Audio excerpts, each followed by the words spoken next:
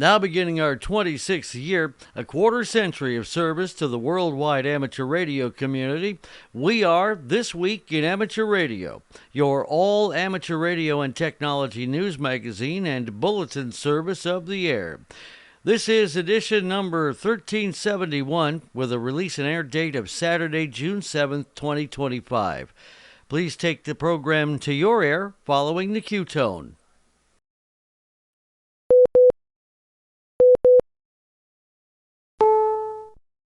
Heard every week on the amateur radio bands all around the world, broadcast on low-power AM and FM stations all across the United States, and podcast on the Internet since 1993. We are This Week in Amateur Radio, the worldwide premier amateur radio and technology news magazine and bulletin service of the air.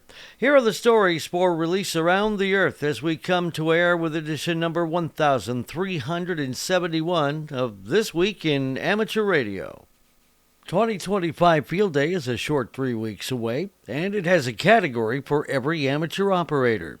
The National Oceanic and Atmospheric Administration takes its weather radio facilities off the air for technical upgrades. The ARRL International Digital Contest presented fun despite an active solar storm. A Citizens Band operator faces a proposed $25,000 fine from the FCC. The ARRL Teachers Institute, held remotely in Louisiana, is declared a success. The Russian over-the-horizon radar, known as the Buzzer, is active once again. A Japanese private lunar lander nears its touchdown day. The FCC proposes to unlock 20,000 megahertz for spectrum for satellite broadband. 42.8 megahertz will become active once again from the Alpine Tower in New Jersey. Amateur radio is ready for what's being called an active hurricane season. And a radio quiet zone located in Sedona, Arizona, is looking to the skies. We will have all the details in this week's report. These headline stories will come to you in a moment, along with this week's special features. We'll visit with Bruce Page, KK5DO, and get an update from AMSAT and what's new with all of those amateur satellites in orbit. Australia's own Arno Benshop, VK6FLAB, and Foundations of Amateur Radio will have an in-depth look at what's really happening at the International Amateur Radio Union. Our own amateur radio historian, Will Rogers, K5WLR, returns with another edition of A Century of Amateur Radio.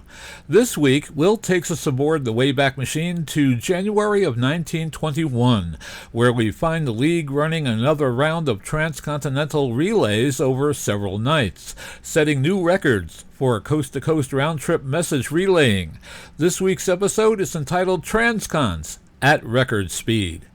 And we will stop by and visit with Bill Sawyers, AJ8B in the DX Corner, with all the latest news on DXpeditions, DX, upcoming radio sport contests, and a lot more. That's all straight ahead, as North America's premier amateur radio and technology news magazine and bulletin service, This Week in Amateur Radio, takes to the air right now. Reporting from our headquarters studio here in rainy, soggy, damp, we haven't had a dry weekend since November, Albany, New York, I'm George, W2XBS. And reporting this week from our headquarters studios in Naugatuck, Connecticut, I'm Steve, K1FRC.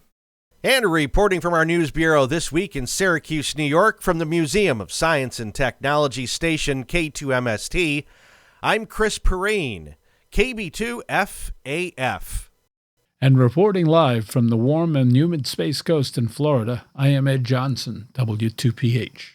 And reporting from our news bureau in Knoxville, Tennessee, the shadow of the Great Smoky Mountains National Park, I'm Josh Marler, AA4WX.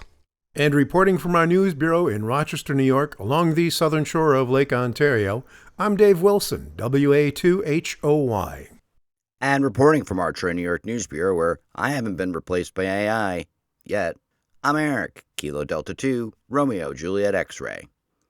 And reporting from our amateur radio outpost in the Catskill Mountains of upstate New York, where the weather has been, well, the neighbor on our left is building an ark, and the guy on the right is working on a submarine. I'm Don Hulick, K2ATJ. Leading off our news this week, 2025 ARRL Field Day is just 3 weeks away, and there's a category for every operator. John Ross, KD8IDJ, is here with all the details. The excitement is building. Most clubs have their activations planned. In the last 2 weeks, 350 more sites have been added to the Field Day locator, with a total of 886 listed as of June 5th. ARRL Field Day is a great way to connect with your local amateur radio community, for technician class operators to get on lower HF bands, to shake down your portable operating gear, and to have fun and enjoy the camaraderie of your fellow hams. If you can't make it out to an activation near you, or you just rather get on for a little bit from your home, never fear. There is an operating class for you. According to Field Day rules, Class D stations are home stations operating from permanent or licensed station locations using commercial power, and Class E stations are home stations using emergency power for transmitters and receivers. Class E stations, by the way, may work all Field Day stations. ARRL Field Day is fun, but the outreach value is serious, according to ARRL Public Relations and Outreach Manager Sierra Harrop, W5DX. Each year, ARRL Field Day is the driving force for official proclamations declaring amateur radio a vital part of communities, she said. States like Hawaii and Nebraska, among others, have joined with towns and counties around the country to declare the importance of amateur radio.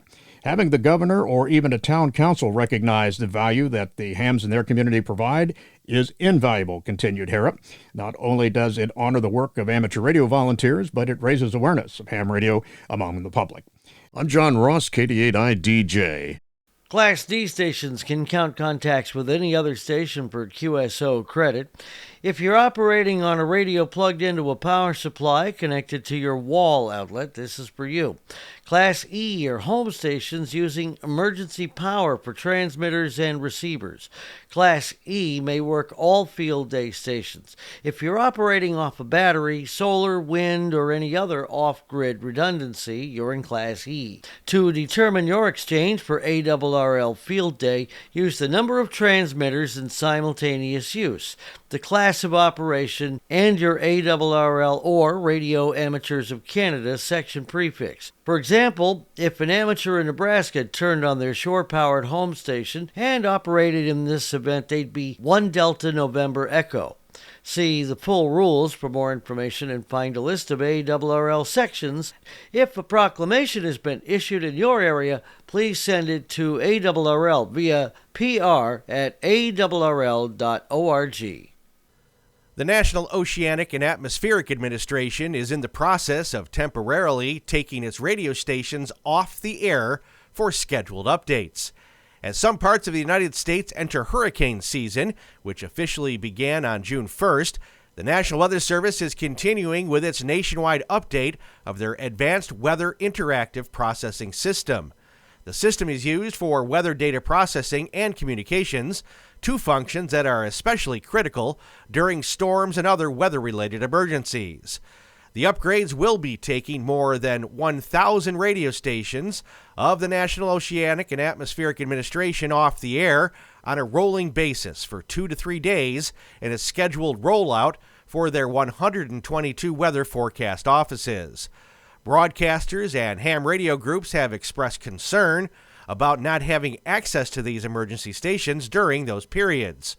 NOAA Weather Radio, known as the voice of the National Weather Service, is a nationwide network of radio stations broadcasting continuous weather information directly from the nearest weather forecast office. These stations broadcast official weather service warnings, watches, forecasts, and other hazard information 24 hours a day, 7 days a week. The NWS is using social media and other means to inform citizens in the affected areas when their stations will be out of service.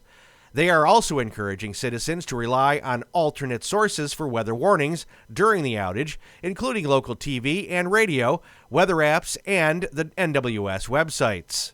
You're listening to North America's premier amateur radio and technology news magazine of the air. We are This Week in Amateur Radio, distributed worldwide at twiar.net.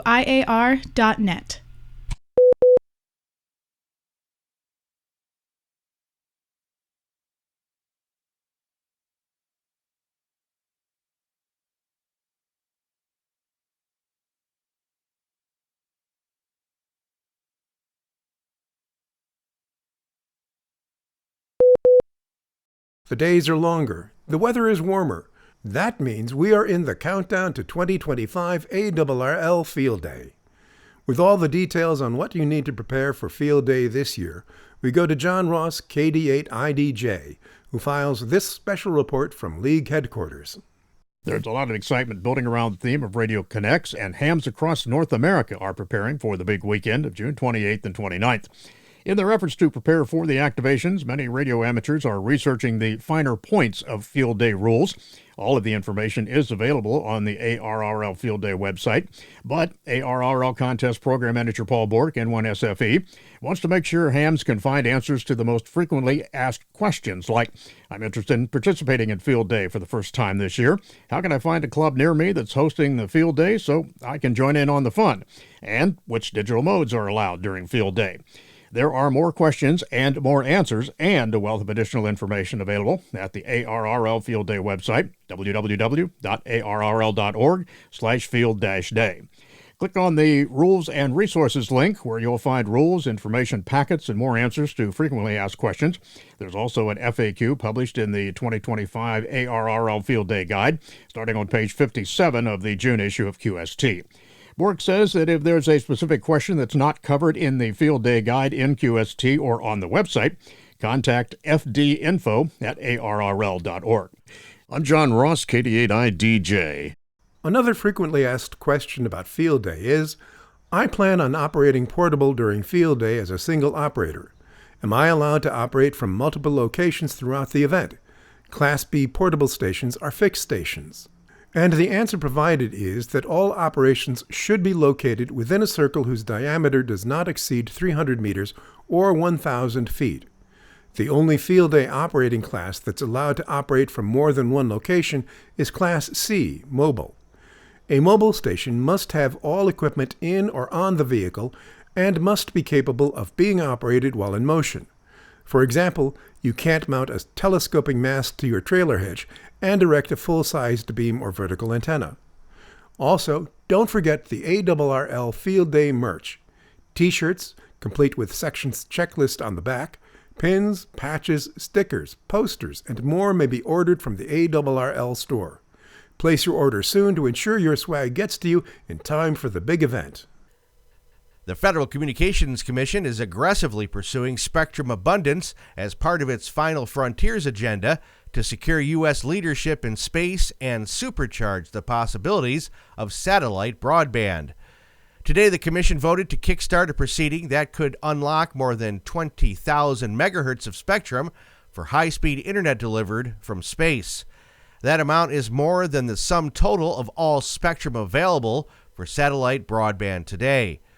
Specifically, in a notice of proposed rulemaking, the Commission will seek comment on expanding satellite connectivity across 4 spectrum bands: 12.7 through 13.25 gigahertz, 42 to 42.5 gigahertz, 51.4 to 52.4 gigahertz, the so-called W band at 92 through 94 gigahertz, 94.1 through 100 gigahertz, 102 through 109.5 gigahertz, and 111.8 through 114.25 gigahertz. These underused bands, located in spectrum neighborhoods ideal for satellite broadband, are prime candidates for modernization. For many years, outdated regulations restricted satellite operations in the 12.7 gigahertz band. The 42 gigahertz band is one of the rare bands that still remains greenfield. The 52 gigahertz band has no licensed commercial users, and the W band presents exciting opportunities for gigabit capacity over a massive but mostly empty swath of spectrum long considered outside the practical realm of physics. The Commission intends to make good on its year-long efforts to unleash these bands for next-generation services. The 12.7 and 42 gigahertz bands, which the Commission previously considered for terrestrial use, are adjacent to workhorse satellite frequencies in the KU and V bands. FCC Chairman Brendan Carr said in a statement after the vote that each band is a potential game changer. The agency said that the amount of spectrum under consideration is greater than all the spectrum presently available for satellite broadband. He said additional frequencies were ripe territory for so-called next-generation services. It was unclear what impact, if any, the notice of proposed rulemaking would have on the amateur radio service. The move was applauded by the Satellite Industry Association in a statement on its website. Meanwhile, there has been growing and intense support to open up the 52 gigahertz band domestically after international decisions at WARC 19. And by seeking comment on the W band, the Commission continues recent initiatives to push the limits of the high band spectrum and provide a first mover advantage for U.S. licensed operators. As solar cycle 25 peaks, the sun has been busy. Coronal mass ejections have thrown HF propagation for a roller coaster ride, and ARL's International Digital Contest was a lot of fun, despite the active solar conditions. John Ross, KD8IDJ, files this report from League headquarters. While the medium and lower HF bands suffer, there's still hope for successful operating during times of solar storms. The 6-meter band has been quite active. Reports of phone contacts to Europe from East Coast hams and great digital activity on 6 meters from elsewhere have filled the ham radio social media space. All of this is just in time for the ARRL International Digital Contest, the weekend of June 7th and 8th. It's a great opportunity for stations capable of operating using digital modes, except for RTTY, to join in on the contest fun. You don't need to have a big contest station to participate, even as stations with simple wire antennas can work some exciting DX. Power categories are QRP, 5 watts PEP transmitter output or less, and low power 100 watts PEP transmitter output. There is no high power category for this event, so even modest stations are on an even playing field with the other participants. ARRL Education and Learning Support Specialist Max Friedman, N4ML, is an active contester. He's looking forward to the contest and sees it as a great hedge against an active sun. The ARRL Digital Contest is always a ton of fun, and it's especially a great opportunity to practice SO2R. And if you're not familiar with that term, SO2R is short for Single Operator 2 Radios. You can visit for more information, arrl.org, ARRL-digital-contest for full rules and details. I'm John Ross, KD8IDJ. The 160, 80, 20, 15, 10, and 6-meter bands are allowed in this event, which makes it possible for technician class licensees to participate, as they have operating privileges in the digital portion of the 10-meter band, as well as 6 meters. If you're a newly licensed technician and want to get a taste of contesting, this may be the event for you to get your feet wet. With the band conditions being unpredictable right now, the weak signal digital modes are usable, even when the bands aren't that great. The most popular modes in this event are FT4 and FT8, but any digital mode except RTTY that supports a 4-digit grid square exchange can be used. Stations may work each other once per band, regardless of the digital mode. Once again, you can visit www.arrl.org/ARRL-digital-contest for full rules and details. You are listening to North America's premier news and information service for the amateur radio hobbyist. We are This Week in Amateur Radio.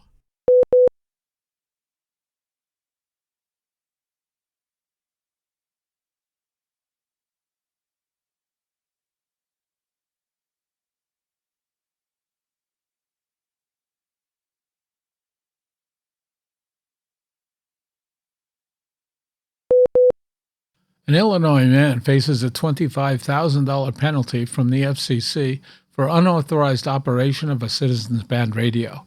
The agency announced its decision on May 30th, 2025, 2 years to the day after it issued a notice of apparent liability against Jamie John Leon.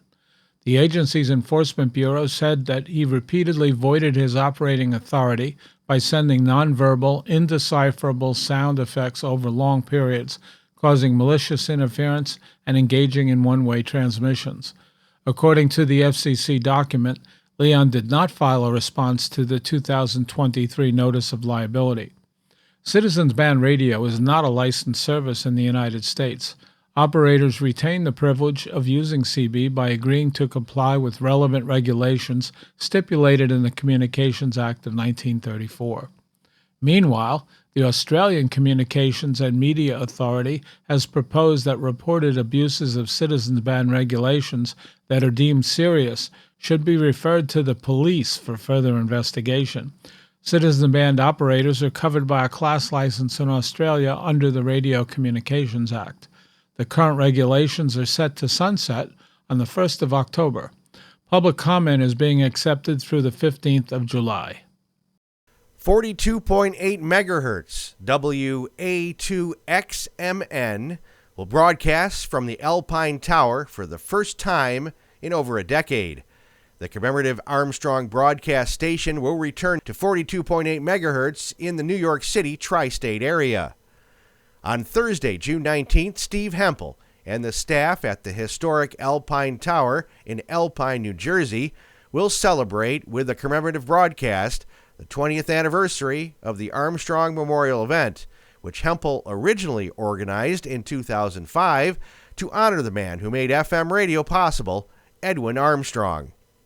WA2XMN, the Armstrong Memorial broadcast station, will return to the air on June 19th beginning at 12 p.m. Eastern, broadcasting on 42.8 megahertz, Armstrong's original low-band frequency.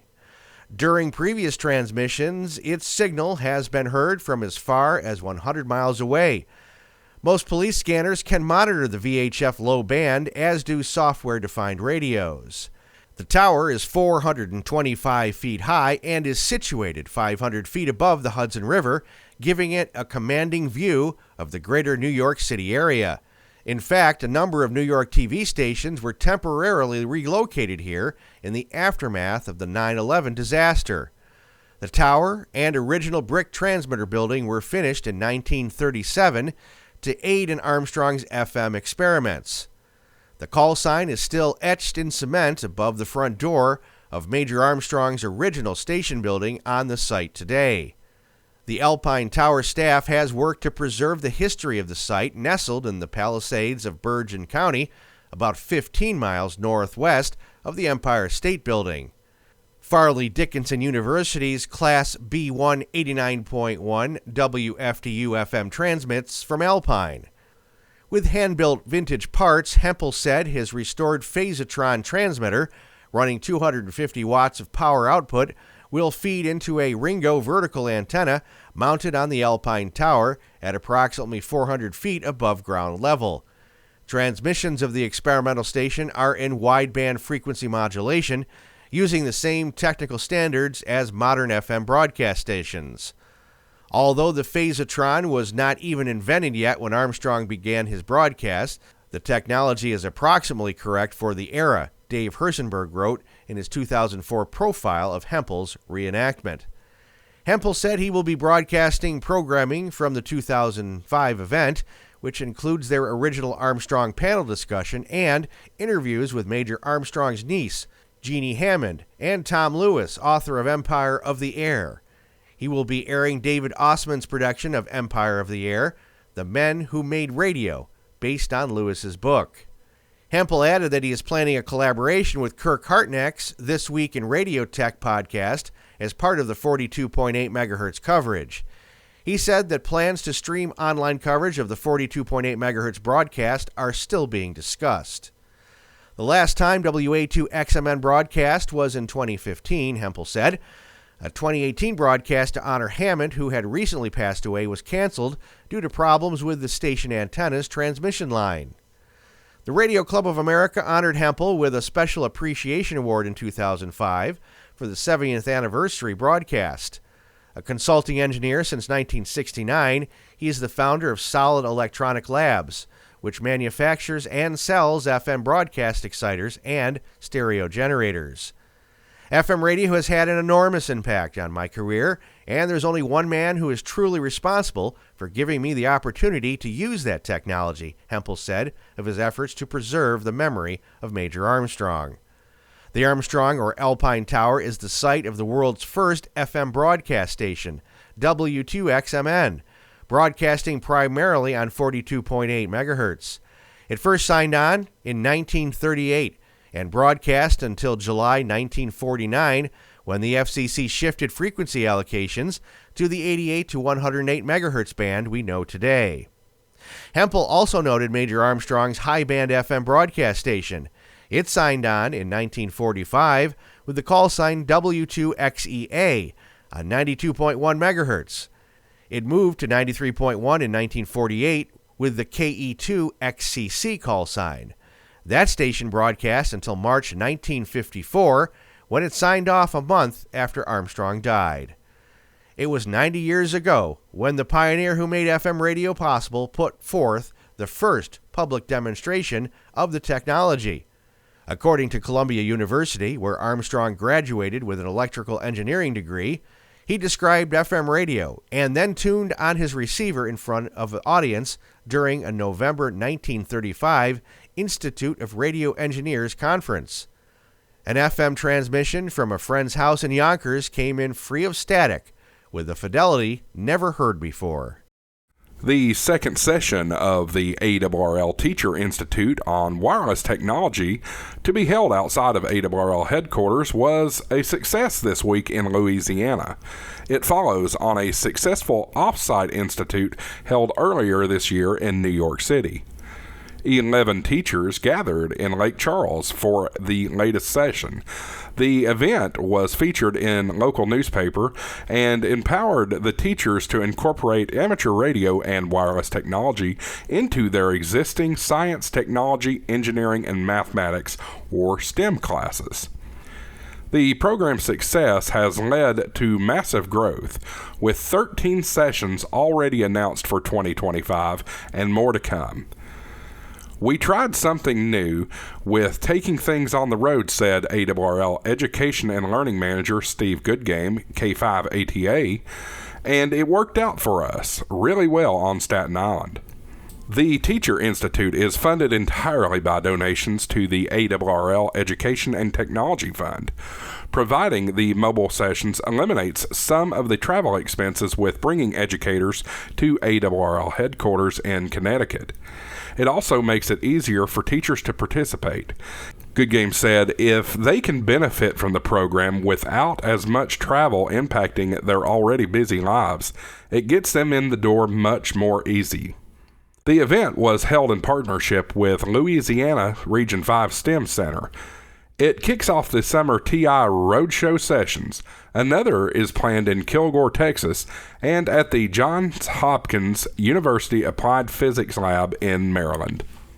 You are listening to This Week in Amateur Radio, available as an on-demand stream from Spotify, Deezer, and wherever podcasts are available.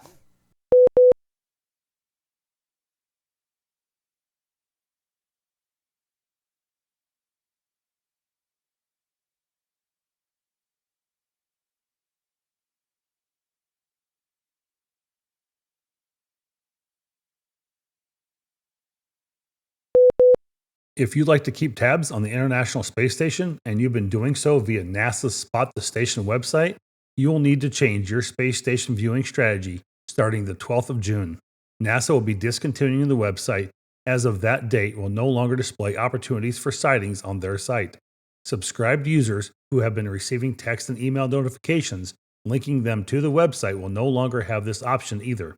The announcement on the website now directs International Space Station watchers to instead download NASA's official Spot the Station mobile app onto their Apple or Android smartphones.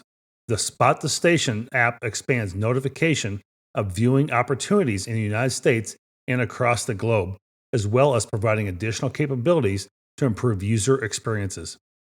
Step IR Communications will cease production of consumer antennas and accessories on August 31st, 2025. The company said, given our long history of impact and innovation, we don't take this decision lightly, but we have decided it's necessary for our ongoing operations and to make sure we can continue to effectively provide our existing customers with product support services. All antenna and spare parts orders will be fulfilled by the company through the end of August. After the 31st of the month, STEP-IR will sell spare parts as long as the inventory permits. Based in Washington State, the company has been well known in the amateur radio community since 2001. STEP-IR produces a variety of mechanically adjusted, remotely tuned, frequency-optimized HF-VHF Yagi, vertical, and dipole antenna systems which serve military, commercial, emergency communications, and consumer markets. The company will accept and fulfill all customer antenna and spare part orders placed by August 31st. There will not be any changes in terms of warranty service or technical support inquiries. A notice on the company's Facebook page states the change was made due to several emerging factors and is not taken lightly but necessary for ongoing operations. The first STEP-IR antennas for amateur radio were demonstrated at the 2001 Dayton Hamvention.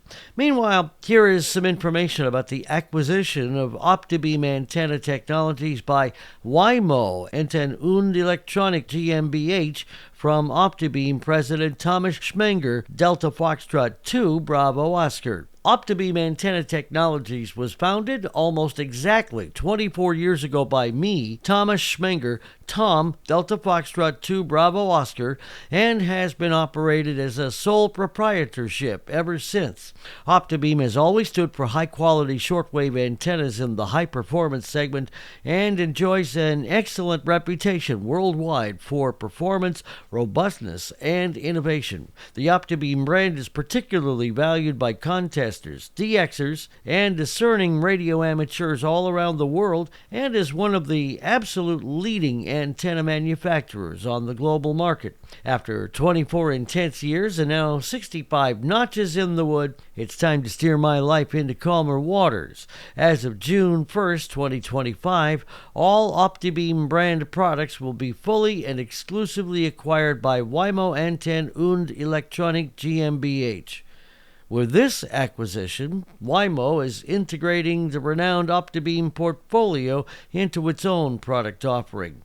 Waymo will integrate the technical expertise and know-how gained from OptiBeam's many years of experience in antenna technology and will provide new impetus with its extensive service and sales network. The primary goal is to successfully continue OptiBeam's antennas, ensure long-term customer service and spare parts availability, and leverage development potential. A large part of the production is to be fully taken over by summer 25 at the latest. I will actively support the handover process until the end of 2025 to ensure knowledge transfer and smooth integration into Waymo's processes.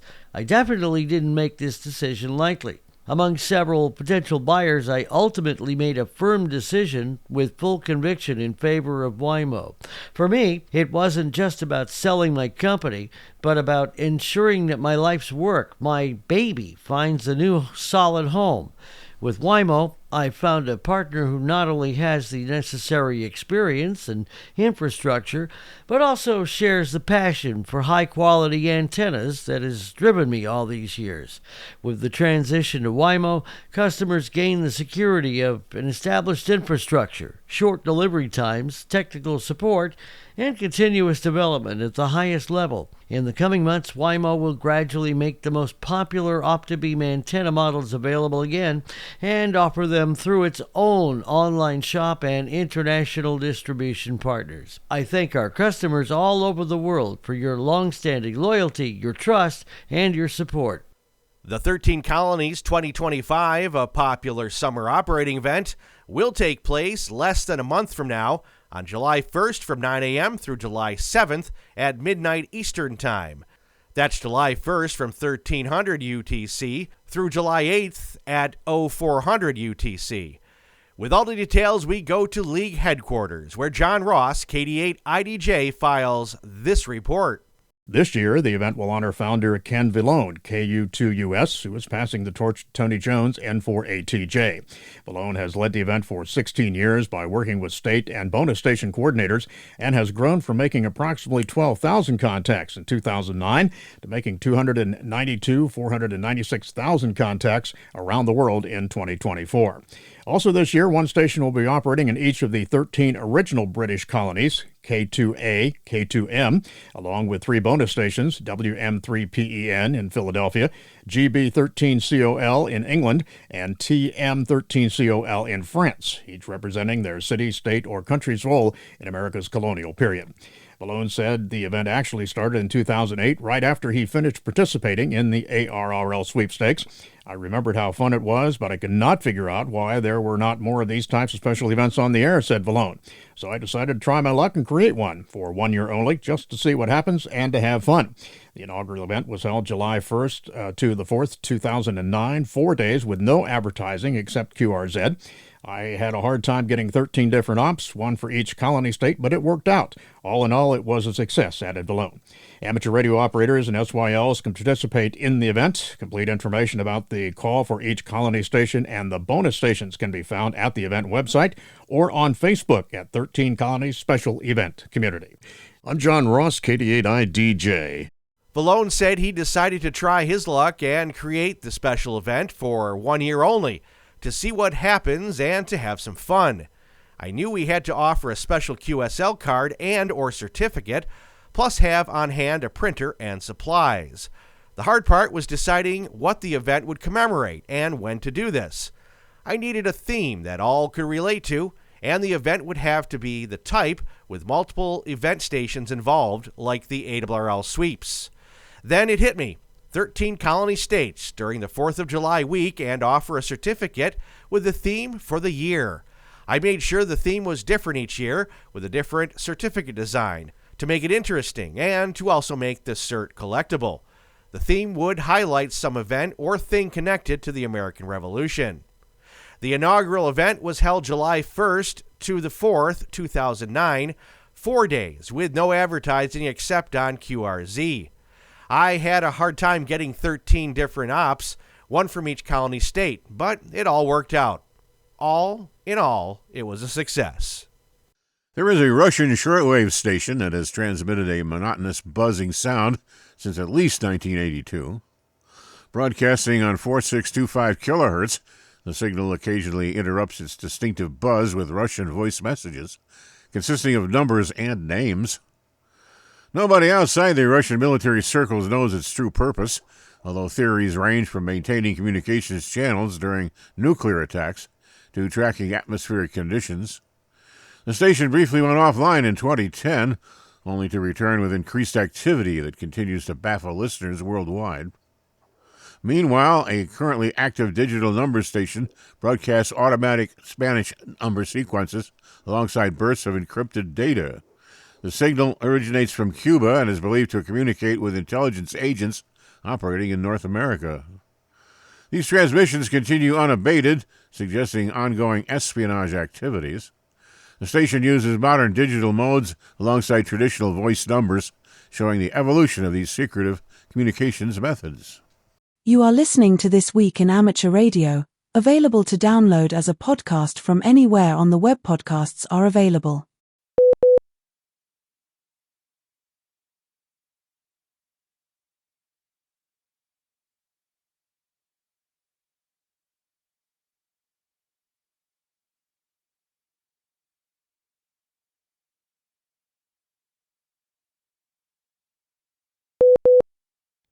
Hello and welcome to the DX Corner for your weekly dose of DX as part of Ham Radio's oldest ham radio magazine on the air, This Week in Amateur Radio. I'm Bill, AJB. If you're watching this on YouTube, the text of this will be included in the show notes. You won't have to remember calls, dates, URLs, or other details. Just check the show notes. Wow, what a tough week for chasing DX. Around the end of May, a coronal mass ejection, or a CME, occurred and affected the Earth on June 1st, 2nd, and 3rd, with residual effects lasting a bit longer. A CME is an eruption of solar material in strong magnetic fields. When this arrives at the Earth, a geomagnetic storm can result. I noticed 3 things because of this event. First, The HF bands could not have been deader if I had just disconnected my antenna. They were horrible. Secondly, there was an amazing day-long 6-meter opening to Europe and South America on June 3rd. Finally, many folks here in Ohio were able to catch a glimpse of the Northern Lights on June 1st and 2nd. Who says this DX stuff is easy? Here's an update from Eurus, YL2GM, after his ZS-8 Prince Edward and Marian Islands de-expedition. YL2GM Eurus departed Marian Islands, which was ZS-8W, on May 13th. It took 5 days by boat for him to arrive in Durban, South Africa. He's now been home for about 10 days. He closed the ZS-8W webpage as it was causing major problems for envious and bad actors. All documents have been sent to the ARRL DXCC desk. He's still waiting for the operation to be approved. In the meantime, QSL cards have been ordered with expectation of receiving them today from the printer. This would have been yesterday, Monday. Eurus plans to have all direct requests mailed this month. OQRS is open at clublog.org/ZS8W. He requested the LOTW certificate and plans to upload QSOs to LOTW August 15th. In the meantime, Eurus has been very busy catching up on life back home. And what a de-expedition he put on, and well done. Oh, and by the way, thank you, because it was an at-note for me. Each week I try to focus on those entities that will be available in the next 7 days.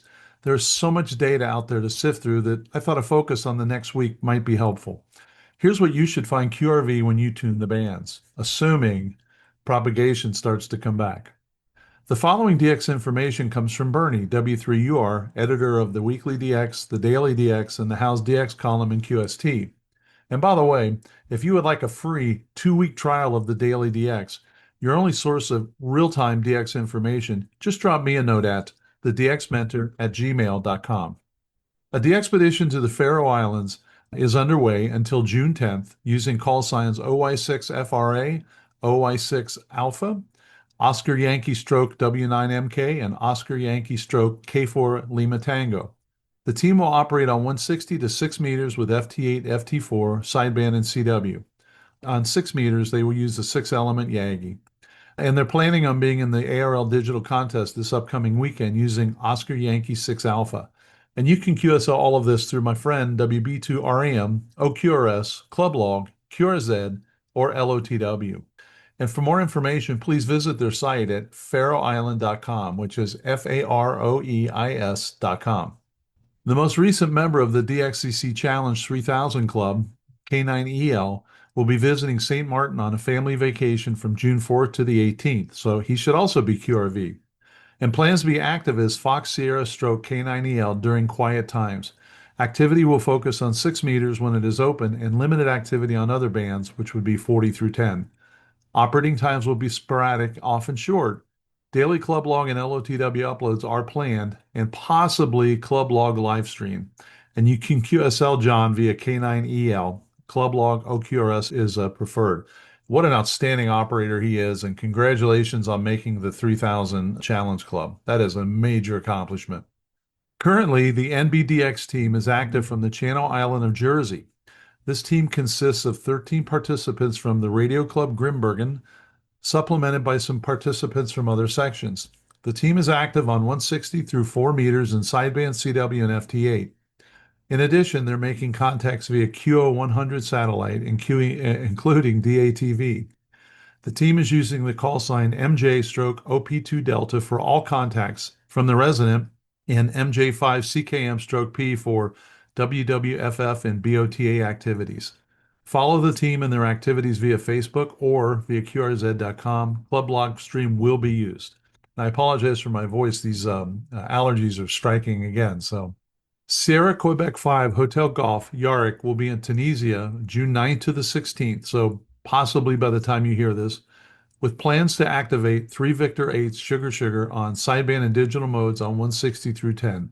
And you can QSL that to Yarrick's home call, again, SQ5HG. Aldir PY1 SAD has arrived back in Guyana and will be there until July 10th as 8 Romeo 1 Tango Mike on the bands during the weekdays between 2300 and 0200 Zulu, and more so during the weekends.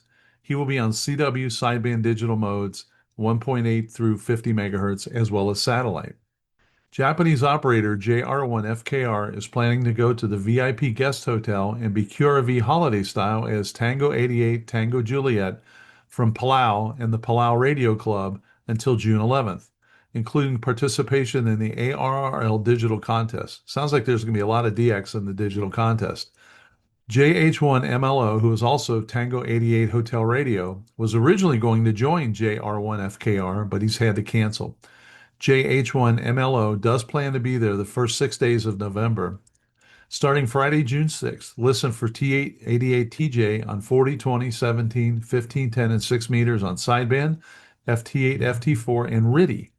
QSL Tango 88 Tango Juliet either direct or via the Bureau, which is JR1, FKR, and LOTW.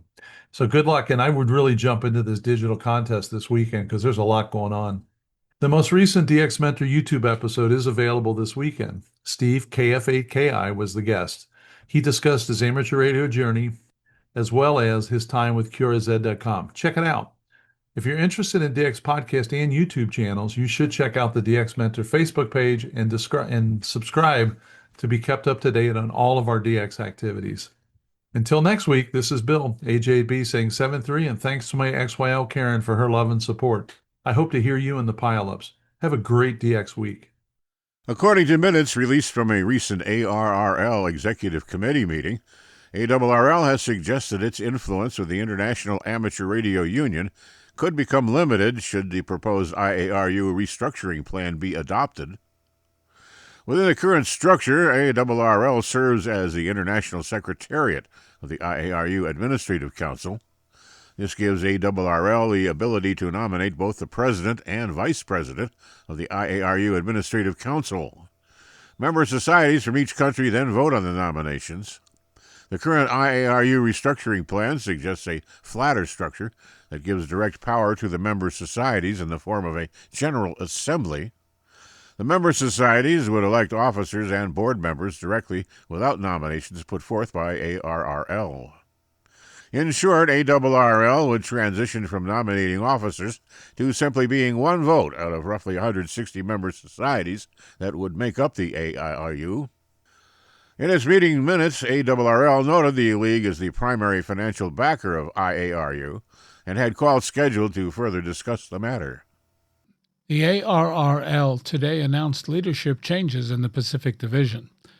ARRL Director Anthony Marson, W7XM, who has served the Pacific Division as director since January 2024, has stepped down effective May 25, 2025. Marson was first appointed to the ARRL board as vice director in November 2021. Vice Director John Litz, NZ6Q, accedes to the director's chair to complete the remainder of a 3-year term ending December 31, 2025. Litz was appointed vice director in April 2024. Before that, he was ARRL San Joaquin Valley section manager from January 2020. Litz from Stockton, California, was first licensed in 1974, and he is an ARRL Diamond Club donor and life member. ARRL President Rick Roderick, K5UR, will announce a successor to Litz to fill the vacant vice director's seat. The ARRL Pacific Division is comprised of the ARRL sections of East Bay, Sacramento Bay, San Francisco, San Joaquin Valley, Santa Clara Valley, Nevada, and Pacific. We pause for stations along the network to identify. We are This Week in Amateur Radio, your amateur radio and technology news magazine of the air, available as a podcast on iTunes, Google Play, iHeartMedia, and Spotify.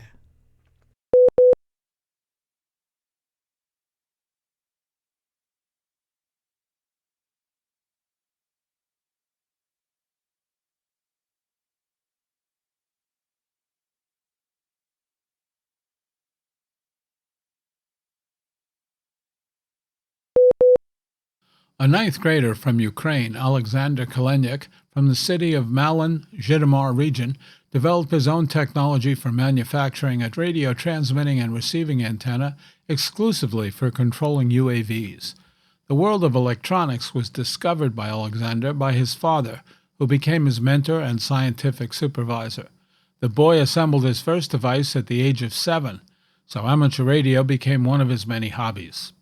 At the age of 11, with the support of his parents, he received an amateur radio license and the corresponding call sign, which allowed him to work on the radio. Since then, the world has lost its borders because in a few minutes the young lad in a war-ravaged country can communicate with radio amateurs from a wide variety of countries.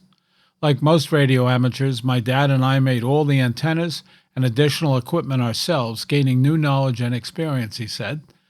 The schoolboy was prompted to search for new technologies by the war, namely the urgent need to manufacture antennas designed to control UAVs on non-standard frequency ranges and via a repeater.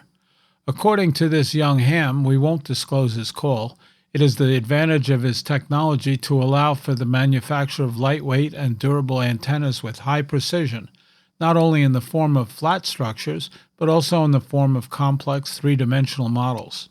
Such an antenna is extremely flexible and does not require special expensive equipment, and the process from theoretical calculations of a new product to receiving a small batch of antennas takes less than a day, the ninth grader added. The Kern County, California Tehachapi Amateur Radio Association was recently recognized as Tehachapi's finest nonprofit organization for 2025. ARRL Pacific Division Director John Litz, November Zulu 6, Quebec, said the award and trophy don't just belong to the club. The award belongs to the incredible Tehachapi community that makes everything we do possible. Surrounded by the people and organizations that bring our town to life, we felt the deep connections and shared commitment that make Tehachapi special, said Litz. In addition to our beautiful trophy, we are deeply honored to have received certificates of recognition from City Mayor Joan Pogencourt, California State Senator Shannon Grove, 12th District, and U.S. House Representative Vince Fong, 20th District of California. Litz also noted that whether helping during disasters, fostering communication, or just building friendships on the airwaves, the club exists because of the support, encouragement, and belief of the community. Litz acknowledged the group's volunteers, members, and neighbors. This recognition is a reflection of your dedication, passion, and spirit. Every radio transmission, every training session, and every act of service is powered by you, added Litz. The Tehachapi Amateur Radio Association is an ARRL-affiliated club. The Wellesley Amateur Radio Society in Wellesley, Massachusetts, is planning a summer group build project as part of the Solder Smoke Direct Conversion Receiver Challenge. Solder Smoke is a monthly podcast that focuses on the design and construction of homebrew HF radios. Podcast host Bill Mira, N2CQR, recently challenged his listeners to build a copy of a simple receiver that he and his co-host Dean Soulis, KK4DAS, designed for a group of local high school students. Schematics, video tutorials, and a robust Discord forum are available to help guide participants through the process. This simple rig is well documented and has been constructed by many hams around the world. More information is available at the club's website, and there is a June 7th deadline for ordering a parts bag. If you have questions about the project, or if you would like to order exclusive Wars parts bag, please contact Bruce McKinnon, KC1FSZ, at bruce@mackinnon.com. That's bruce@mckinnon.com. Hurricane season begins on Sunday, June 1st. The National Oceanic and Atmospheric Administration predicts this season to be above normal in activity, citing above-average Atlantic Ocean temperatures. John Ross, KD8IDJ, is here with all the Hurricane Watch Net details. The scientists say the season will likely produce between 13 and 19 named storms, including 3 to 5 major hurricanes. Amateur radio provides a robust tool and volunteer core infrastructure for emergency preparedness. There are several ham radio nets that the National Hurricane Center relies on to inform forecasts through surface observations made by volunteer operators. ARRL encourages all amateurs to participate in the Hurricane WatchNet, the VoIP WeatherNet, and others that provide support and information to the National Hurricane Center via WX4 NHC, the amateur radio station at the National Hurricane Center. ARR Director of Emergency Management Josh Johnson, KE5MHV, says that each ham's individual observations can make all the difference in a critical situation. We know of stories from hurricanes in the past where a report from a ham radio station changed the forecast for landfall and impact by the NHC. We are also aware of information being shared of people being trapped and were able to get assistance to those victims after the storm. Amateur radio operators provide an important tool before, during, and after a storm. The Hurricane WatchNet, by the way, is hosting a special operating event to mark its 60th anniversary on June 7th and 8th. ARRL Public Relations and Outreach Manager Sierra Harrop, W5DX, says that recent storms underscore the value of amateur radio when all else fails. During Hurricane Helene, it was the volunteer hams who jumped into action to relay health and welfare information. As mountainsides washed away, the repeaters on top were still working. Licensed amateur radio operators took to the air using their own equipment to provide a link of important information that no other means could.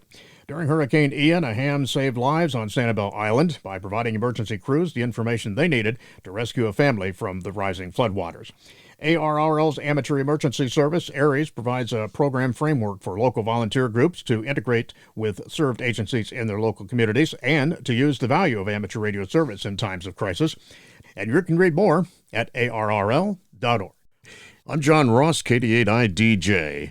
Last week, ARES was represented by Johnston at the National Voluntary Organizations Active in Disaster Conference in Louisville, Kentucky. Johnston met with leaders of dozens of organizations to raise awareness and build relationships. Blue skies are the time to build bridges and make plans. Many groups have used ham radio for years, but it's always encouraging to share information with people who may not understand the capabilities and value ham radio provides, he said. Johnston was also a speaker last month at the Amateur Radio Workshop at the National Hurricane Conference. In June, the ARRL Foundation is now accepting grant applications from amateur radio organizations for eligible amateur radio-related projects and initiatives, particularly those focused on educating, licensing, and supporting amateur radio activities. To grow amateur radio's future, youth-based projects and initiatives are especially encouraged. The ARRL Foundation grants programs, accepts proposals on a silical model 3 times a year, in February, June, and October. Proposals for the June grant period are accepted through October 31st.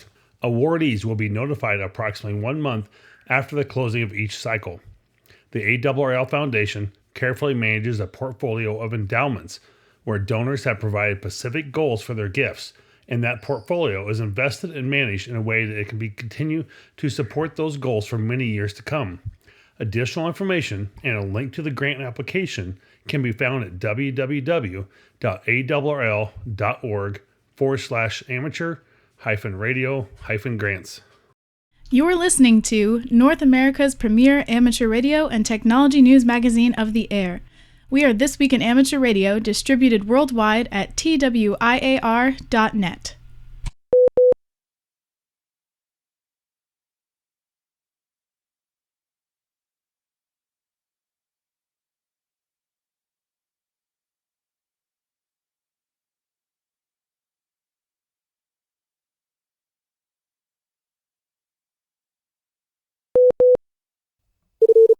Foundations of Amateur Radio. The other day, a report in Amateur Radio Daily caught my eye. Under the heading IARU Considers Consolidation, I read that the International Amateur Radio Union, celebrating 100 years of representing our hobby, is considering significant change. Links in the report reveal a PDF document titled IARU Consultation on Proposed Restructuring March 2025. The document, dated 21 March, outlines the structure of the IARU, 4 organizations, 1 for each ITU region, and 1 global organization, the International Secretariat. It provides some insights on how the funding arrangements between these organizations exist, and goes on to talk about how the IARU operates, including incorporation or not, currencies, committees, priorities, and other background and historic information. All excellent stuff that should be public knowledge. But having spent the better part of a year reading IARU documents, this one brought several new eye-opening things to the table. The document attributes no authors, but is at least spell-checked in US English, and appears to be part of a discussion started long before I became an amateur. In 2005, the IARU started the IARU 2025 Committee to look into the future of the organisation. It concluded its work in 2012.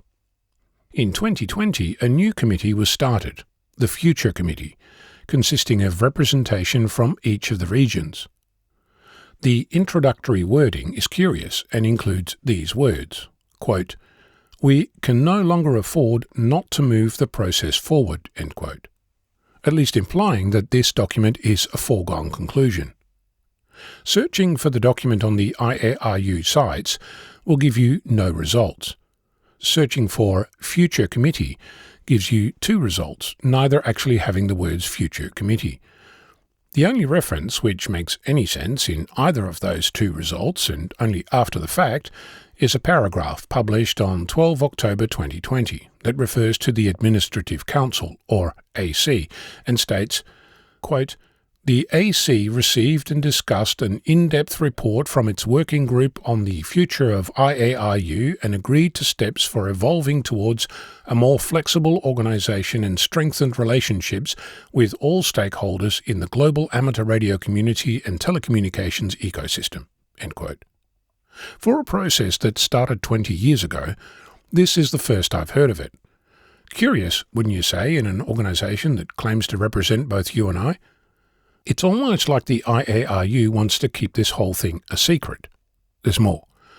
The thrust of the document is to explore the notion of simplifying the operation of the IARU by consolidating the 4 organisations into one incorporated body based in Switzerland, where the IARU Region 1 organisation is currently incorporated. It goes on to discuss how this is great for the hobby, how it will save on resources, and how it will allow the mostly volunteer-run organisation to operate more democratically. It outlines the process for adoption, including a 60-day consultation period for the 167 member societies, as in peak bodies in your country. I'll save you the suspense. The consultation period ended before I saw the document. There's a 30-day detailed draft proposal phase and a final proposal and voting stage, neither of which are on any specific timeline that I could find. You might well say, "Oh no, you're not a member society, it's none of your business." That's true. Here's the thing. Let me quote from Section 5 on page 11. Quote, "In many cases, the IARU member society does not represent the majority of the national amateur community." End quote.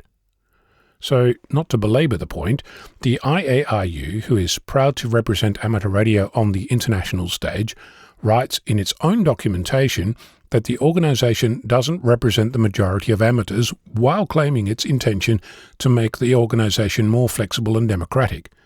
Gotta say, feeling all warm and fuzzy. In Section 6, the document goes into great detail about finance. I'm kidding. It has one subsection about money, Section 613, less than 10% of the document. No less explosive for its brevity. It states that each region contributes to the overall IARU budget, but that this contribution remains insufficient to cover the many critical representation efforts required. It goes on to say that, quote, "Historically, the ARRL has played a key role in bridging this financial gap." End quote. For its contribution, the ARRL currently nominates the president and vice president, which the member societies get to vote on.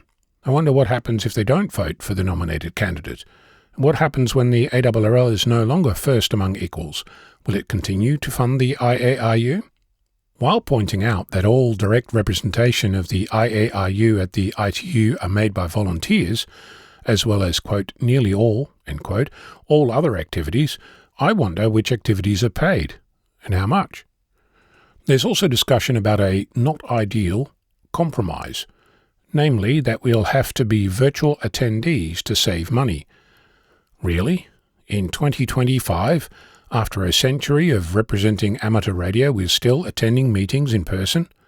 Has nobody at the IARU heard of this new technology, the one it claims to promote, radio, or the more modern version, teleconference? You'd think that a bunch of volunteer radio amateurs would jump at the chance to debate things over radio. Moving on. The finance section includes an interesting statement, quote, "Many regions have accumulated cash reserves," quote, and, quote, "where these reserves are substantial and have resulted from a specific region's activities, they may need to be held in trust and designated exclusively for initiatives related to that former region," end quote. Let's unpack this. There's 3 regions. Many regions means more than one, but not all, so 2. In other words, one region has no money. Which one? Moreover, substantial reserves from a specific region means one of the other 2, so 1. So it made money, it's substantial, it's intended to be designated exclusively for that one region. Which one? The Wireless Institute of Australia, which claims to have existed longer than the IARU and the ARRL before it, was a federation. In 2004, the regulator indicated that it should consolidate its efforts because apparently the various state WIA organisations, quote, "could never agree on a single outcome," end quote. This organisation was incorporated in VK3, where it continues to exist as a first among equals. Curiously, the Victorian, Tasmanian and South Australia with Northern Territory divisions of the Wireless Institute of Australia are each still incorporated and active.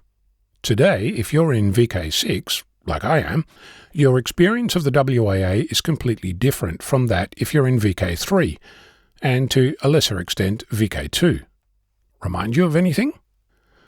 The document mentions that, quote, "only fully paid up member societies in good standing have the right to vote," end quote, and, quote, "the current fee structure will need to be harmonised across all 3 regions, which may lead to increased dues for some member societies," end quote. That tells us that some member societies will have to pay more money, and if they don't, they won't be able to vote. I wonder if these are members of the region with all the money or from the region without money. I'll remind you that member societies have already been acknowledged by the IARU as being underfunded, offering reduced services with some member societies being disbanded. The point being that we are finding out, behind the scenes, after the fact, of a process that has been in play for 20 years, that aims to create a single harmonised body whilst exacerbating existing inequities, and doing so in secret. Is that the kind of body that you want to represent you on the world stage? Is this something that your member society knows about? Is it actively participating? Does it share that information with you or hide it? Are you informed, or did you learn more today from me than you have in the past 20 years? Before I leave you to your thoughts, credit to Kale, Kilo 4 Hotel Charlie Kilo, for publishing the story, and thanks to their source for sharing the document.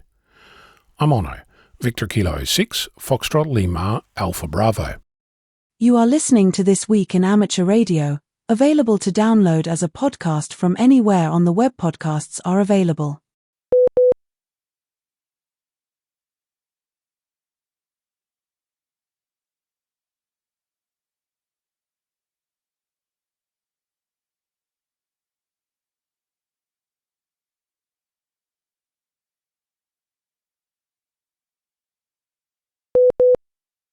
Welcome to the 30th segment of Ham Radio History, a century of amateur radio, Ham's Organizations, Events, Inventions.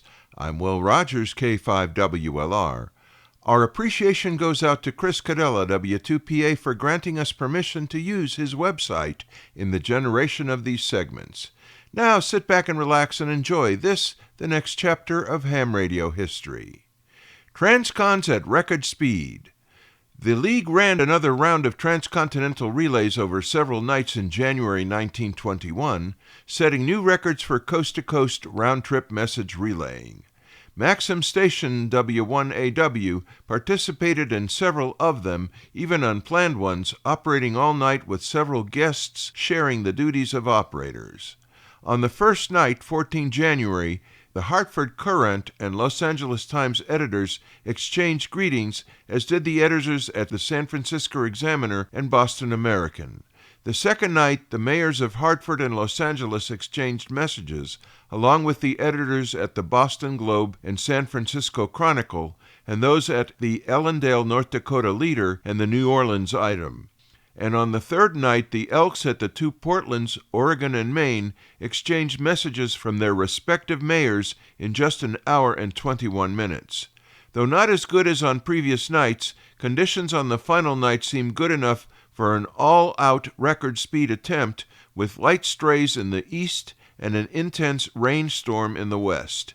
Anticipation again ran high, and Warner pondered the compelling draw of such on-air collaborations, writing, "There is really something very theatric in the lineup for the big Transcon test. We have been interested in radio for a good many years, and we have seen a good deal of it from the amateur side, but the wonder of it never palls. There is a genuine fascination for us on any old night when we marvel at our ability to sit in a half-darkened room before a little collection of instruments, with the audience dimly glowing, and hear the messages from our friends come buzzing in through the night. How much greater the thrill, then, on this eventful night as the entire country got set for the endeavor to hang up a new speed record." The special message was postponed until 3 a.m. to allow conditions to improve and perhaps quiet down a bit.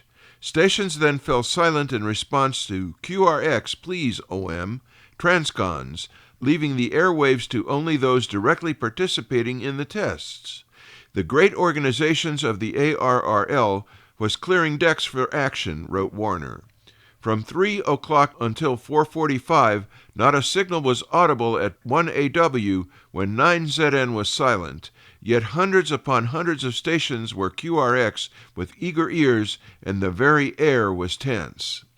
5 round-trip messages were planned to be sent by Maxim and Schnell at 1AW to Pacific Division Director A.E. Bessie at 6ZK in Sunnyvale. The first one traveled out and back in 23 minutes, triggering many intermediate relays to be clipped off at a speed around 30 words per minute. The second one never reached 6ZK, due in part to poor conditions, but also because he simply was not expecting a second message, having received incomplete instructions. But 29-year-old Californian Vernice M. Bitts at 6JD, who had been one of the intermediate relayers, intercepted it and sent a reply himself that was received just minutes later by 1AW. A stickler for detail, Maxim nevertheless considered this a failure, since the reply did not come from the addressee. No matter. On the third try, 1AW changed his target to try a round trip to 6JD, who immediately dashed off a reply right out of his head. This third message set the new round-trip speed record of 6½ minutes. Hartford to Los Angeles and back again via 4 relay stations each way. The bugs in Hartford were jubilant.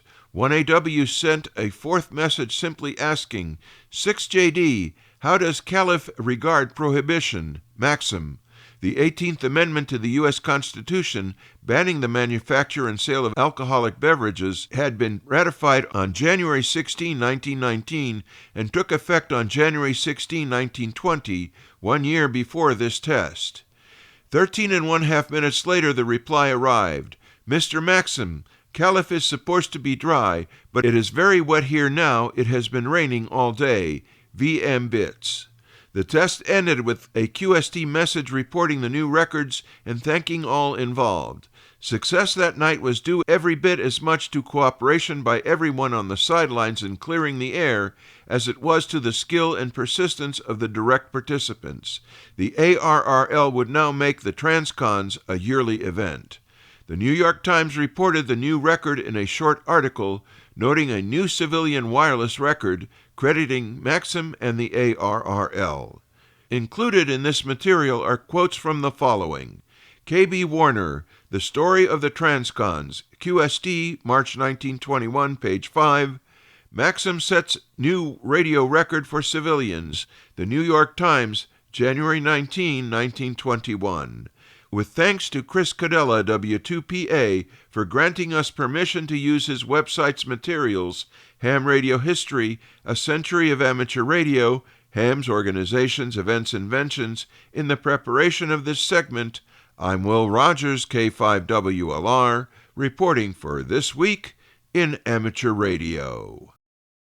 Japan's iSpace is aiming for a June 5th landing attempt with its Resilience lunar lander now orbiting the moon. The spacecraft is targeting Mare Frigoris, a volcanic plain in the moon's northern hemisphere. If the landing succeeds, it would mark the first moon touchdown by a private Japanese company and only the second lunar landing for Japan overall. Resilience launched on January 15th aboard a SpaceX Falcon 9 rocket, sharing the ride with Firefly Aerospace's Blue Ghost lander. Blue Ghost landed successfully on March 2nd, while Resilience took a longer, energy-efficient route to the moon, entering orbit on May 6th. The mission follows iSpace's earlier attempt in 2023, which failed during descent after the lander misjudged the rim of the crater. On May 22nd, iSpace released a photo taken by Resilience showing the moon's south polar region. The image, posted on social media, reveals a rugged crater surface and drew attention for optical illusion in which the craters appeared as raised bumps. While Resilience will land far from the South Pole, the photo demonstrated the spacecraft's ability to capture detailed lunar imagery. The mission carries 5 payloads, including a small rover named Tenacious, developed by iSpace's European division. The rover is tasked with collecting lunar soil under a NASA contract awarded in 2020. It also carries a small piece of artwork titled Moon House, created by Swedish artist Mikael Ginberg and mounted to the rover's front bumper. Resilience joins a growing list of privately developed missions targeting the lunar surface. It follows earlier commercial efforts like Firefly's Blue Ghost and Initiative Machines Odysseus, which landed in early 2024. These missions contribute to broader scientific and technical goals for lunar exploration. In addition to demonstrating landing capabilities, Resilience will test technologies designed for future iSpace missions, including navigation, communications, and thermal control systems. Data from the lander and its payloads will inform development of iSpace's next-generation landers, which are intended for satellite servicing and lunar cargo delivery. We pause for stations along the network to identify. We are This Week in Amateur Radio, available as a direct download on our website at www.twiar.net.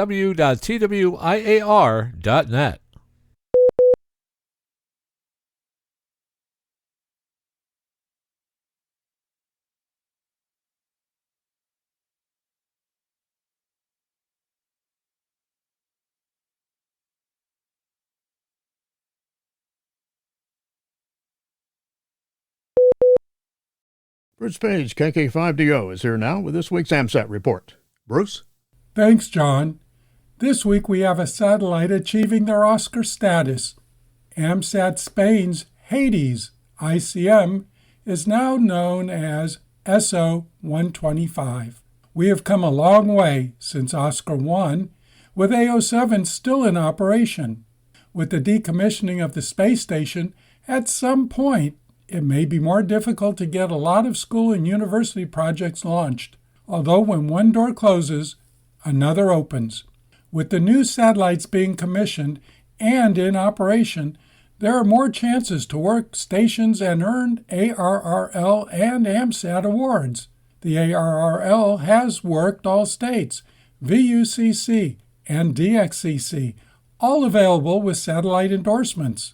AMSAT has an entire slew of awards, starting with the Satellite Communicators Club for making your very first satellite contact, all the way to the Gridmaster Award for working all 488 continental U.S. grid squares. We have 2 awards for those who like to rove.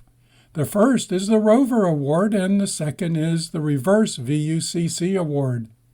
There are many others. Peruse them all at amsat.org, click on Satellite Resources, then Roves, Grid Maps, and Awards. This is Bruce Page, KK5DO. Back to you, John. And thanks, Bruce, for that report. It is time once again for a look at the solar weather and propagation forecast. Solar activity remained at moderate levels earlier this week. There were approximately 20-degree filament eruptions on June 4th, and a possibly related coronal mass ejection. The CME is unlikely to have an Earth-directed component, but analysis is in progress. The geomagnetic field is expected to be quiet to unsettled on June 7th, as high-speed stream activity continues. Minor storm levels are likely with the anticipated onset of a CME that left the Sun on June 3rd, around mid to late on June 7th. On June 8th, unsettled to active levels are expected. Unsettled to active conditions are likely on June 10th through the 12th, due to recurrent negative polarity coronal hole high-speed stream influences.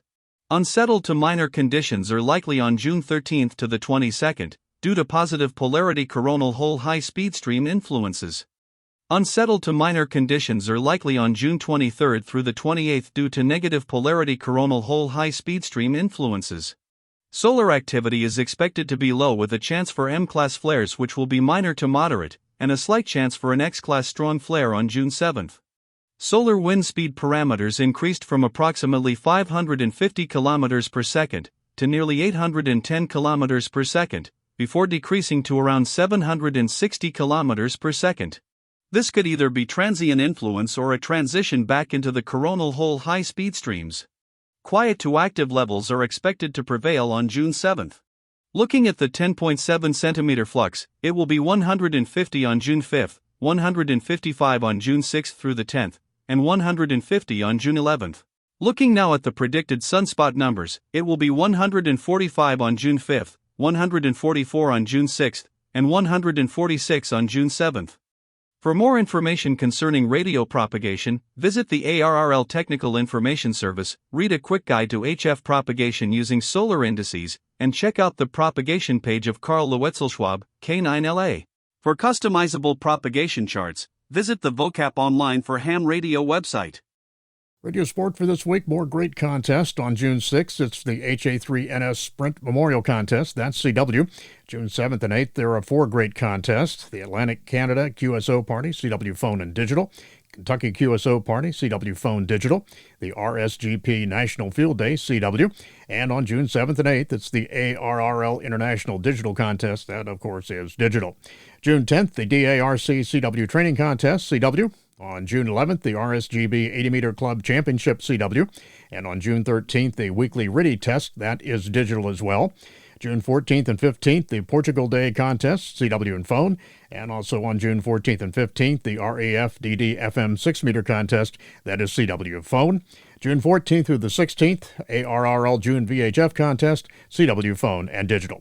Remember to visit the ARRL Contest calendar for more events and information. The weekend of June 7th and 8th, 2025 is Museum Ships Weekend. Amateur radio operators will be on board and on the air, offering unique QSOs for many famous restored battleships. Information about operating times, suggested operating frequencies, and QSL cards is available at ARRL Search for Special Event Stations on our website. And a reminder that International Museums Weekend 2025 will take place on the weekends of June 21st and 22nd and 28th and 29th. Upcoming section, state, and division conventions on June 8th. It's the Breeze Shooters Ham Fest, hosting the ARRL Western Pennsylvania Section Convention. That's in Butler, Pennsylvania. June 21st, the Knoxville Ham Fest, hosting the ARRL Tennessee State Convention in Knoxville, Tennessee. And on July 12th, the Souris Valley Amateur Radio Club Ham Fest, hosting the ARRL North Dakota Section Convention. That's in Minot, North Dakota. AMSAT is soliciting nominations for the 2025 AMSAT Board of Directors election, scheduled to take place in the third quarter of this year. The seats of the following 4 incumbent directors expire in 2025 and will be filled by this year's election. Barry Baines, Whiskey Delta 4, Alpha Sierra Whiskey. Jerry Buxton, November 0, Juliet Yankee. Drew Glassbrenner, Kilo Oscar 4 Mike Alpha, and Zach Metzinger, November 0 Zulu Golf Oscar. Further, up to 2 alternate directors may be elected for 1-year terms. A valid nomination for director must be written and requires either one member society or 5 current individual members in good standing to nominate an AMSAT member. Written nominations with nominee's name, call sign, and contact information, as well as nominators' names, call signs, and contact information, should be sent to AMSAT Secretary Douglas Tabor, November 6, Uniform Alpha, 1133 Verlin Way. That's Victor Echo Romeo Lima Alpha November Way, Cheyenne, Wyoming, 82009.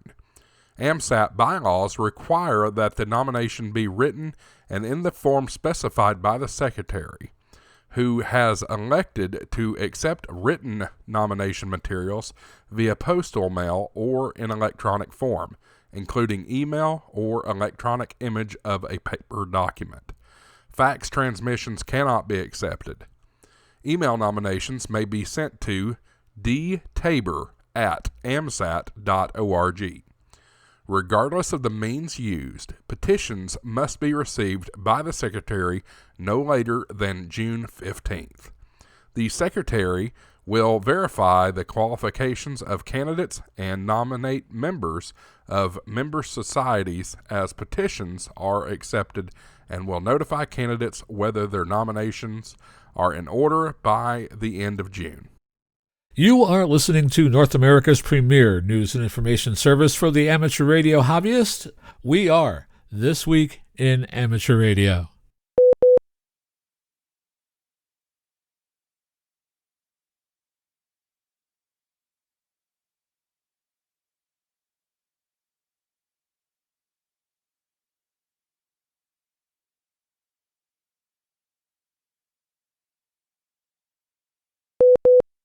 It is the beginning of a new month and it's time for the Volunteer Monitoring Report. The Volunteer Monitor Program is a joint initiative between ARRL and the FCC to enhance compliance in the amateur radio service. Here is this month's activity report of the Volunteer Monitor Program. A commendation was issued to an operator in Texas for exceptional courtesy and guidance to new operators regarding procedures on the High Fivers Friendship net on 3.908 MHz. A commendation was issued to an operator in Florida for exceptional efforts to maintain the Florida SARnet linked repeater system on 446.00 MHz, and for instructing newcomers in net procedures. Technician class operators in Texas, Colorado, and Florida were reminded of the limitations of their licenses regarding FT8 operation on 20 meters. Under FCC rules, technicians are not allowed 20-meter operation.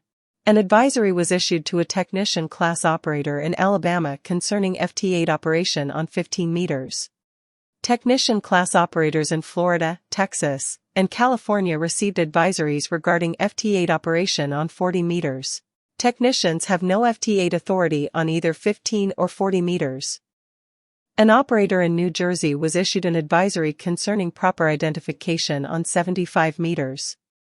Section 97.119 Subpart A requires amateur stations to transmit the assigned call sign at the end of each communication, and at least every 10 minutes during a communication. A virtual volunteer monitor program was presented to the Gateway Amateur Radio Club in Georgia.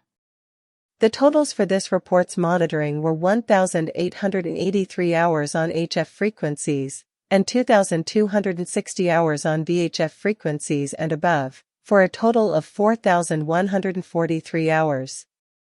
We thank Volunteer Monitor Program Administrator Riley Hollingsworth, K4ZDH, for this report. Ham Radio Science Citizen Investigation, HAMSI, has recently announced a substantial expansion to its advisory board. Dr. Nathaniel Fritzell, W2NAF, lead HAMSI organizer, announced the new members, including Dr. Gareth Perry, KD2SAK, New Jersey Institute of Technology, Dr. Yeoman Kim, KD2RLM, and Dr. Chris Zorman, Case Western Reserve University. Also new, Bill Engelkey, AB4EJ, Dr. Travis Atkinson, University of Alabama, Dr. Mary Lou West, KC2NMC, Mount Clair State University, HAMSI Volunteer Scientist, Gary Benticken, A58A, HAMSI Volunteer Coordinator, and Ed Efsack, WX2R, HAMSI Public Information Officer. FSHAC also served as the Public Information Coordinator for the ARRL New Jersey South Section in the ARRL Public Relations Committee. HAMSI serves as a means of fostering collaboration between professional researchers and amateur radio operators. For more information about HAMSI, visit www.hamsi.org. CPAC, hosting the ARRL Northwestern Division Convention, was held last weekend and featured a large turnout for members of the ARRL Collegiate Amateur Radio Program. Radio amateurs from across the Pacific Northwest joined together at the Seaside, Oregon Convention Center for a weekend of fun activities. ARRL First Vice President Kristen McIntyre, K6WX, and ARRL National Instructor Gordon West, WB6NOA, were among the many greeting ARRL members during that event. A photo and video album of the event is posted on the ARRL Facebook page. AMSAT-DL has sent a request for expression of interest to various other AMSAT organizations and amateur radio associations for a proposed ham radio-focused project known as Future Geo, operating from geosynchronous satellite. The group is hoping to receive proposals no later than June 30th. AMSAT-DL's request comes 2 years after the European Space Agency described its vision of having amateur radio on a geosynchronous satellite designed to cover the north of North America and Europe, and which drew on proposals from AMSAT-DL and AMSAT-UK. Meanwhile, a new satellite-based FM repeater comes online in June. On board the HADES-ICM satellite, it will initially activate on Fridays, Saturdays, and Sundays. It has an uplink of 145.875 MHz and a downlink of 436.666 MHz. Another repeater on HADES-R operates full-time with a 145.925 MHz uplink and a 436.888 MHz downlink. SpaceX achieved partial success this past Tuesday with the 9th test flight of its massive Starship rocket, overcoming prior engine shutdown problems, but discovering new issues during the vehicle's return from space. Launched from the company's Starbase facility in South Texas, the rocket reached space and achieved full engine cutoff for the first time using its current Block 2 design. However, the upper stage lost control during coast and reentry phases, tumbling and eventually disintegrating over the Indian Ocean. The early stages of the mission went according to plan. All 33 Raptor engines on the Super Heavy booster ignited successfully, pushing the rocket skyward with twice the thrust of the Saturn V. After separation, the Starship's upper stage ignited its own engines and reached a near-orbital trajectory. Elon Musk confirmed on X that the main engines completed their full burn and that the heat shield tiles remained intact during ascent, both major improvements over previous tests. But soon after engine cutoff, SpaceX aborted a planned payload door test to deploy simulated Starlink satellites when the door failed to open.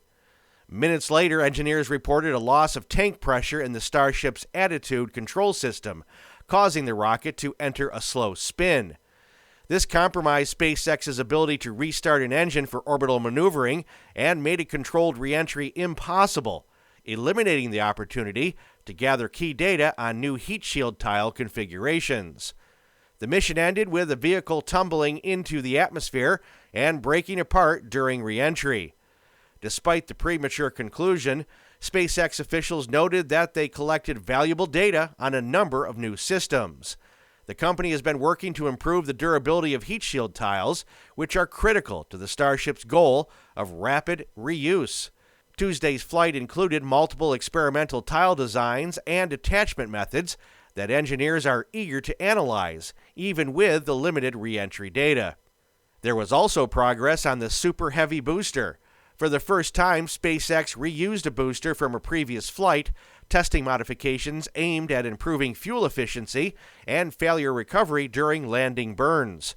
Although the booster exploded near the end of its descent rather than splashing down intact, it flew well through much of its return. SpaceX believes data from this flight will inform future attempts to catch returning boosters with launch pad arms. The latest setback underscores the challenge of developing a fully reusable heavy-lift rocket capable of missions to the Moon and Mars. SpaceX began 2025 with ambitious goals for up to 25 test flights, but that timeline now appears unlikely. However, Musk indicated that the next 3 Starships could launch within weeks of each other. Meanwhile, the Federal Aviation Administration is reviewing the flight, and engineers are analyzing telemetry to confirm whether new issues or previously known problems led to the vehicle's demise. As SpaceX prepares for its next test, company officials remain cautiously optimistic. You are listening to This Week in Amateur Radio, available to download as a podcast from anywhere on the web podcasts are available.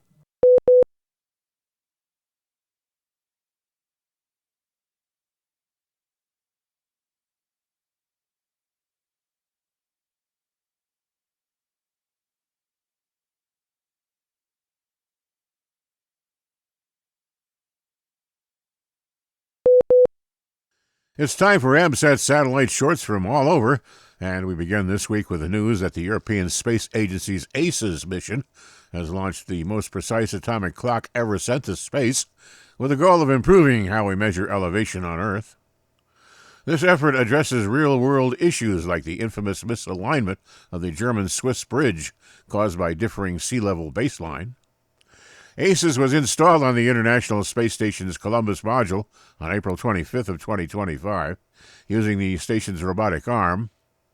By linking ACES to the most accurate ground-based clocks, scientists can compare how time ticks across the planet, since time passes more slowly in stronger gravity. This allows geodesists to map the Earth's gravitational field with centimeter-level precision. The clock network will eventually make elevation measurements more accurate worldwide, including in poorly surveyed regions like Africa and South America. Next, we find Starfish Space is preparing to launch its second mission, Otter Pup 2, on SpaceX's upcoming Transporter 14 rideshare flight, where it will attempt to dock with a deorbit Ion satellite already aboard the same launch. Unlike traditional spacecraft, Otter Pup 2 uses an electrostatic capture mechanism, allowing it to dock with the unmodified satellites by attaching to flat panels. The mission aims to demonstrate rendezvous and docking technology that will support future servicing missions, clinics, and etc. Starfish hopes to prove that its technology is safe, flexible, and viable. And finally this week, congratulations are in order for John, AB5SS, who has earned the Gridmaster Award number 72 for completing satellite contacts in all 488 Maidenhead grid squares across the U.S. The Gridmaster Award is one of the highest honors in amateur satellite operation, first created by the Starcom Company in 2014, and supported by Damon Runyon, WA4HFN, and Rick Tillman, WA4NVM. The award is now managed by AMSAT for the benefit of the entire community. To date, only a small number of operators have reached this milestone. For information on the Gridmaster Award, including on how to apply, contact AMSAT on their website. It has been a productive year so far for radio amateurs in New Hampshire. A memorandum of understanding between the state and New Hampshire ARES has designated emergency operators as the sole provider of ham radio communications support to the state's Department of Safety, Division of Emergency Services, and Communication. Ham radio's important role to the community has since been underscored by a recent proclamation from the Governor's Office declaring that June as Amateur Radio Month in New Hampshire. New Hampshire joins Hawaii in this formal gesture of appreciation for hams in their state. There's a lot of history stretching along the distance of nearly 60 kilometers or 36 miles that define Canada's Dobson Trail, a preeminent hiking trail in New Brunswick. The nation's longest trail to be maintained by volunteers, it is amply populated with a number of sites in the Worldwide Flora and Fauna program. The trail is the first part of the Fundy Footpath in Atlantic Canada. Named for the outdoorsman Art Dobson, who led the volunteers as they carved out and built the trail by hand. It marks the 65th anniversary this year. Throughout June, special event station Victor Charlie 9 Delta Tango will be on the air celebrating by calling CQ. The Atlantic Coast DX and contest group, Victor Echo 9 Alpha Charlie Charlie, and the Canadian chapter of the Worldwide Flora and Fauna will be activating this special call sign on different locations along the trail and on various bands using single sideband and FT8 or FT4. Details and more information about the trail's history can be found at qrz.com page for Victor Charlie 9 Delta Tango. AMSAT-EA's HADES-ICM satellite, a 1.5U pocket cube carrying an SDR-based FM and digital repeater payload for amateur radio use, was launched on March 14, 2025, aboard a Falcon 9 rocket during SpaceX Transporter 13 mission from Vandenberg Space Force Base in California. Following deployment from the ION SCV-017 orbital transfer vehicle on March 31st, the satellite has been undergoing commissioning. The FM repeater is expected to be activated in June, initially on weekends, with plans to eventually transition to full-time 24/7 operation, as is currently the case with AMSAT-EA's earlier HADES-R mission. HADES-ICM also hosts an experimental payload from the University of Manchester's Smart IR Graphene Engineering Innovation Center, designed to test a very low-power active radiator under space conditions. Data from this experiment will be publicly transmitted via telemetry packets. The satellite carries an FM and digital repeater payload built on an improved SDR-based platform capable of transmitting up to 0.25 watts when battery conditions allow. This makes it accessible to stations using handheld antennas like the Arrow antenna. The coordinated uplink frequency is 145.875 MHz, and the downlink is 436.666 MHz. The repeater operates with an open squelch and does not require a subtone. The satellite has been cataloged with NORAD ID 63492. At the request of AMSAT-EA, AMSAT hereby designates HADES-ICM as SO-125 or Spain Oscar 125. We congratulate AMSAT-EA, thank them for their continued contributions to the amateur satellite community, and wish them success with this and future missions. Produced by amateurs, for amateurs, and originating from Albany, New York, you're listening to This Week in Amateur Radio. According to DX World, the Charlie Yankee Zero Sierra team of DXpeditioners will be returning to Sable Island in 2026. Their operators announced in a press release that Parks Canada, Sable Island, has invited them to return next March and has approved their plans for a 10 to 12-day DXpedition. As they set up to operate on this remote island in Atlantic Canada, they'll have some welcome company. Operators from the Charlie Yankee 9 Charlie DXpedition team who had activated St. Paul Island in 2024.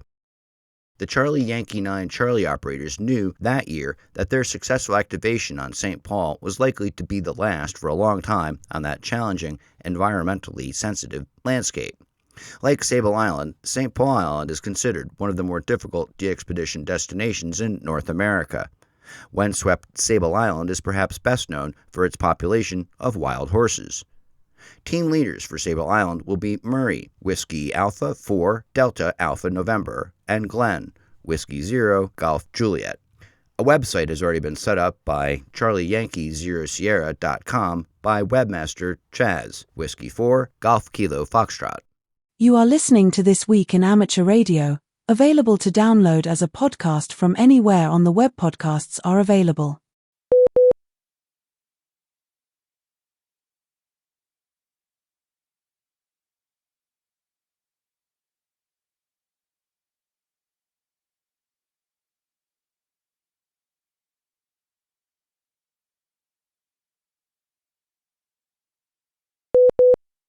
And finally this week, Sedona is an Arizona desert town near Flagstaff that's surrounded by red rock buttes, steep canyon walls, and pine forests, and radio-wise is considered very quiet.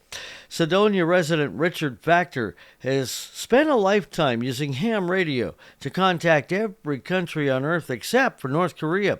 Now he's hoping to connect with other planets after SETI, the Search for Extraterrestrial Intelligence Institute, installed 2 laser SETI stations on his roof to scan the skies for laser pulses originating outside the solar system. Laser SETI is a constellation of instruments, so it's basically identical stations that we are putting at several places around the world, so we can search for laser pulses coming from extraterrestrial civilizations, Laser SETI project manager Dr. Frank Marchis said. We can assume that if a civilization is more advanced than us, they have developed this technology that allows them to create powerful lasers. And those powerful lasers can be used to communicate between stations or basically to accelerate a spacecraft. So if you look in the sky, if there is such a civilization, we may be able to detect them if we are aligned with the line of sight of their laser.